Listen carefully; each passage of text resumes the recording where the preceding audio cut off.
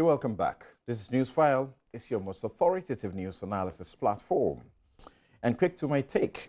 And this morning I'm reading from PAV Ansa's book, Going to Town. PAV Ansa Paul Ansa is the journalist. In fact, if you're a journalist and you do not know about him, then you get out of this thing because you are not one, at least as far as this country is concerned.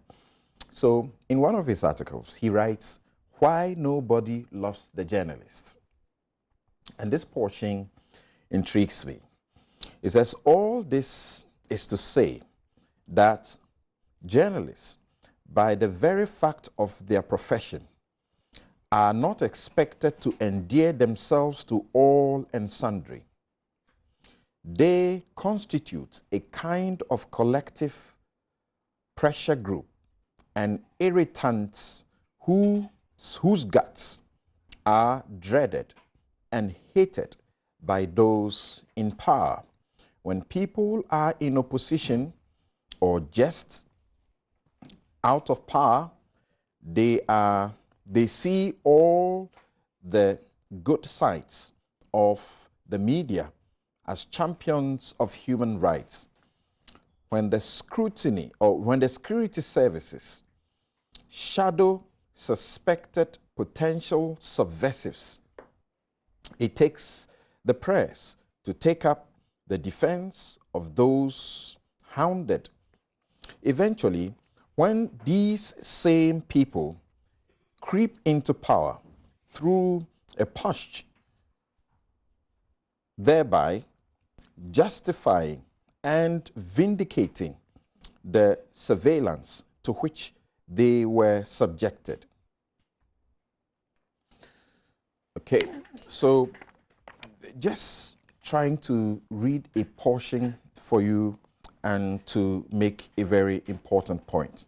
It says, one of the first things they do is to muzzle and gag the press, which defended them when they were down and out on the other side of power.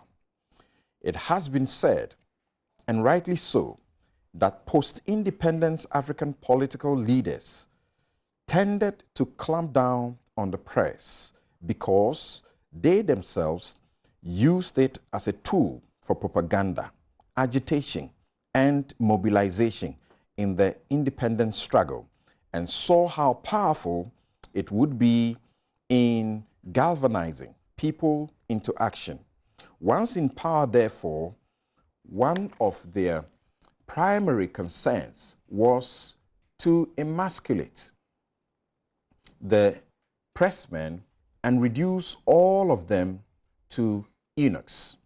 This has been the bane of Africa's march towards freedom of expression. The leaders didn't want that powerful weapon to pass into the hands of their opponents and enemies. Familiarity, they say, breeds contempt. This is very true when we consider the place and role of the journalist in society. We have become so used to switching on our radios and television sets and reading our daily and weekly papers that we take it for granted that the mass media have become an integral part of our political, social, economic, and cultural environment.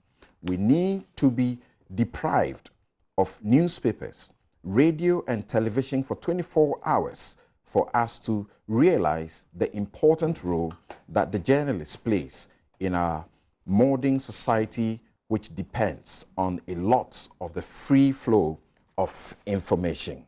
So, Why Nobody Loves the Journalist by PAV Ansa. And in his book, Going to Town, is what I have just read. And I'll encourage my friends and colleagues in the profession to read this book a lot more.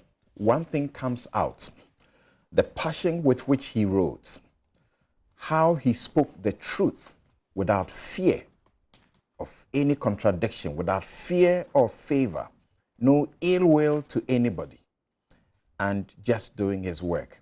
If you are in this space and all you are doing is just, this is one employment, then you are in the wrong space.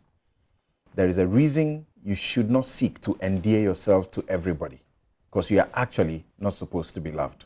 If you want to be the Manassehs, the Anas Arameyaus, the Bernard Avles, and name them, you cannot want to continue in the way we do things in this republic. Thank you very much. We'll be right back to deal with the matters we have tabled for discussion.